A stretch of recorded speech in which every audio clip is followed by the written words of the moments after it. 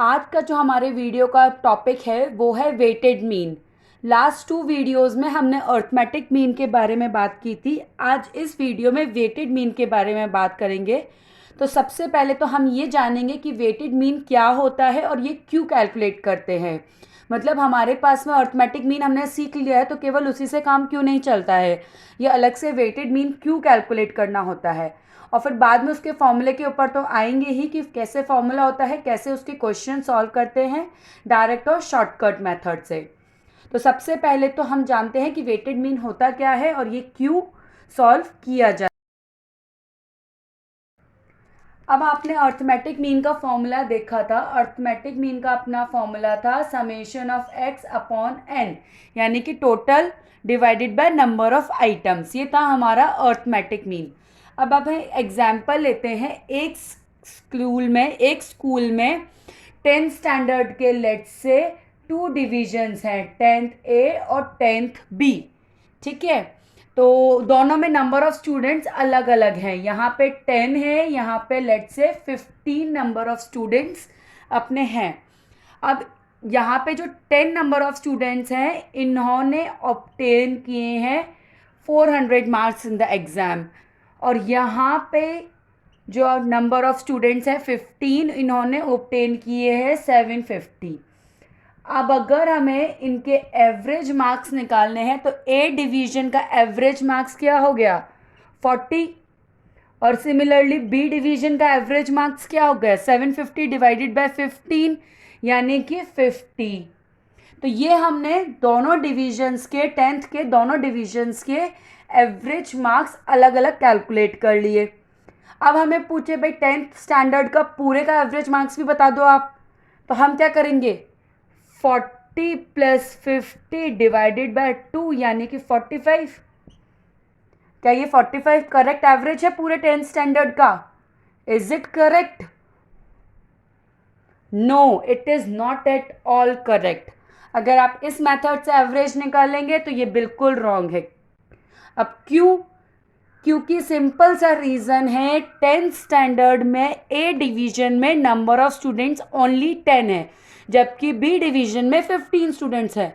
तो यानी कि आपके एन आइटम्स अलग अलग है, तो आप इनको सिंपली डिवाइडेड बाय 2 करके एवरेज नहीं निकाल सकते हो। आपको ये भी तो देखना पड़ेगा भैया यहाँ 10 स्टूडेंट्स के 400 मार्क्स हैं या 15 स्टूडेंट्स के 750 मार्क्स हैं, तो आप वो भी तो देखोगे। तो आप कैसे कैलकुलेट करोगे?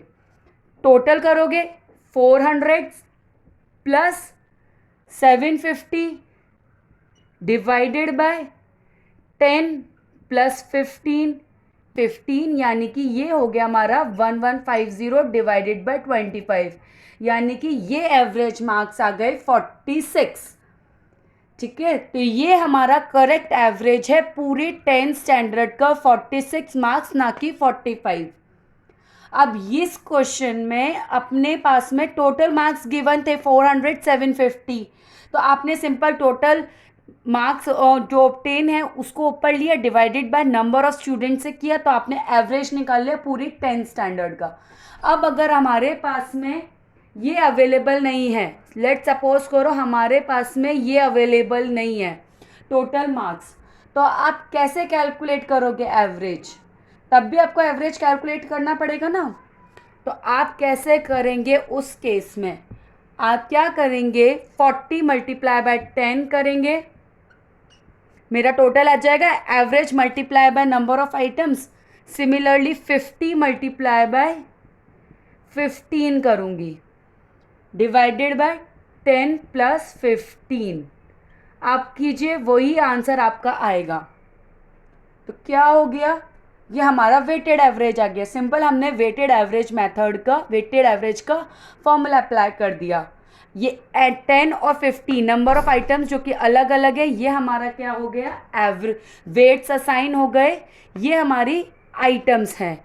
तो ये वेट से मल्टीप्लाई हमने कर दिया है और ये समेशन ऑफ वेट्स ले लिया है। तो ये हमारा वेटेड एवरेज का फॉर्मूला अपने आप बन गया है। आपको इसको अलग से याद करने की कोई ज़रूरत नहीं है। एक बार अपन इसका फॉर्मूला राइट डाउन कर लेते हैं। तो हमारे वेटेड मीन का फॉर्मूला क्या बन गया, x1 multiply by w1 plus x2 multiply by W2 till xn multiply by Wn divided by W1 plus W2 plus till Wn, जिसको आप शॉर्ट फॉर्म में लिख सकते हो summation of XW divided by summation of W। तो ये हो गया हमारे वेटेड मीन का फॉर्मूला। हमने अर्थमेटिक मीन से हमने अपना वेटेड मीन का भी फॉर्मूला निकाल लिया है। तो होप ये आपको कंसेप्ट पूरी तरीके से क्लियर हो गया होगा।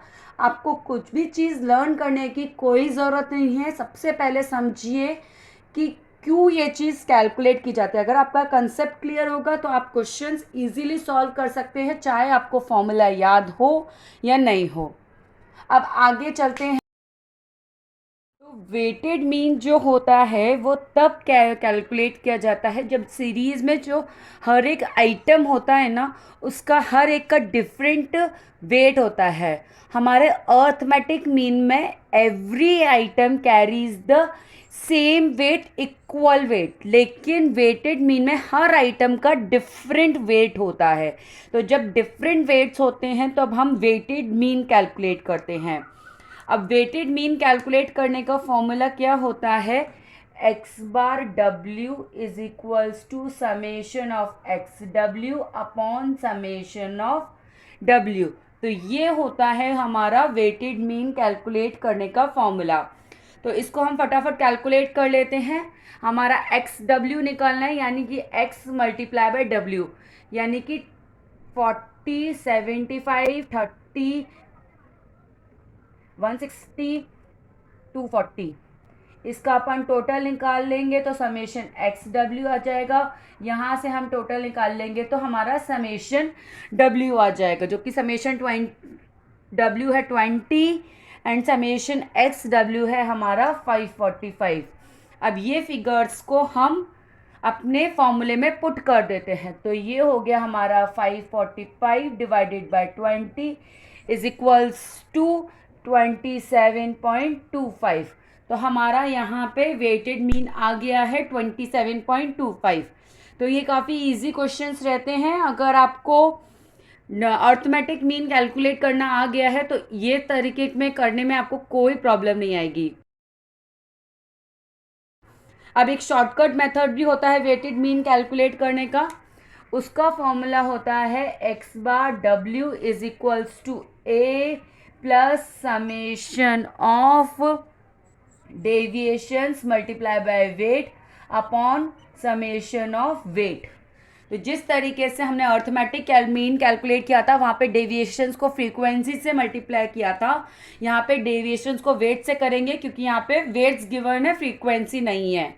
तो सेम वही फॉर्मूला है, ये अज्यूम वेटेड मीन है, तो इसको AW लिख देते हैं। तो ये हमारा फॉर्मूला है। अब इसी क्वेश्चन को हम शॉर्टकट मेथड से भी सॉल्व कर लेते। लेट अस अज्यूम कि इस क्वेश्चन का इसका अज्यूम वेटेड मीन 25 है। तो हम डेविएशंस निकाल लेते हैं फ्रॉम एक्स। डेविएशंस का फॉर्मूला आपको याद होगा, hope so. Is it assumed mean minus x or x minus a? It is x minus a. Deviations is equals to x minus a. ये आप प्लीज़ याद रखिएगा, नहीं तो आपके साइंस चेंज हो जाएंगे जिसकी वजह से पूरा आंसर रॉन्ग हो जाएगा। तो यहाँ पे 10 माइनस 25 माइनस 15, 25 माइनस 25 0, इस तरीके से हम सारे डेविएशंस कैलकुलेट कर लें।